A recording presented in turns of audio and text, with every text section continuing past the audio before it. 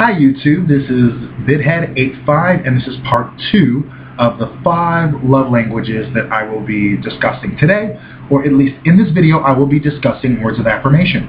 And we know that words are powerful. Many times listening to sermons I would hear someone say, or actually this one sermon I'm going to point out in particular, this guy said he heard this man say to him that even though he had a troubled childhood, I'll take a beating any day, but what was worse was what they said to me. Like they were brutal, they were terrible, but a beating was more merciful than things that they said to me. And words have power. We know that words have power. We know that words can give life and it can also take life. We've seen that with Jamie Rodemeyer, Asher Brown, Billy Lucas, Seth Walsh. We've seen it with Raymond Chase, Tyler Clementi. We've seen so many people even, and the crazy thing is there are people out there that we do not know. And that's how we know that words are powerful, that because they can kill and they can also edify. But I'm going to talk on the flip side with the edifying part. Words of affirmation, I found a little summary, and their love language is this, and it says, I'm reading this from the internet, and it says about words of affirmation that this is when you say how nice your spouse looks or how great the dinner tasted. These words will also build your mate's self-image and confidence. Now I think that that very well may be, I think that that's my boyfriend's love language, because I never notice things, and that's kind of stereotypically man. I'm probably going to get roasted over this one, but there are some times when Daryl wears something a certain way or does something, or he has something and he's like, you know, I'm going to look good for him, and I don't notice. And that's when he's like, you never notice. And I'm like, honey, I'm sorry, I don't notice these things until you tell me, and then I notice them. And what good is that if I don't notice them on my own? So that's the words of affirmation there, like how great they look, you know, like how good dinner was, you know, how you enjoy what they do for you. Like sometimes when Daryl's over here, he'll clean my house, and I kind of feel embarrassed because it makes me feel like a slob, but I say, oh wow, you know what, this looks great, thank you.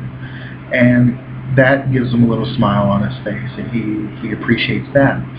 So words of affirmation is more like showing your appreciation for someone. Sometimes it is, you know, it could be a little thing like, you know, thank you for taking me here. I really appreciate it. Or, you know, just something really positive that they're doing. You know, like, you know, dinner was really good. I want to just, you know, man, you put your ankle in it, put your foot in it. You know, my Aunt Karima, oh my God.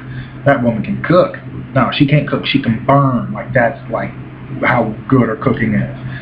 And I had a few meals over at her house, and I gotta say, you know, when we said how good the food was, you know, that really helped her. You know, and when we would you know, just affirm, you know, her. And that goes well with anybody, but for a person whose primary love language is words of affirmation, more than likely you should notice things. So that means I have to start looking at him even more, and if I notice something I will definitely say it, because he wants me to pay attention to it and to say, hey, that really looks nice. I'm glad you want to look good for me. You know, that's one thing that I'm going to have to do, because I think that, like, when a woman changes her hair and the guy doesn't notice, it's kind of like, you know, okay, am I just the same old boring person that you've been staring at for the last how many ever years?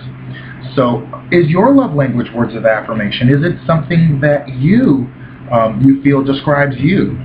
As in the quality time video, I'm going to read the determining your own love language, and it says, since you may be speaking what you need, you can discover your own love language by asking yourself 3 simple questions. How do I express love to others? What do I complain about the most? What do I request most often? Now, many times you may, for a person whose love language is words of affirmation, I think that these answers may sum it up. They express their love to one another by thanking them, showing their appreciation there with words as well as deeds, of course. And what do I complain about the most? You never notice. You don't, you never say anything. Like, I get all dressed up and everything, and you never say anything. Like, you never notice things that I do for you. And what do I request most often? More that they say something, that they notice you. So more than likely that is, I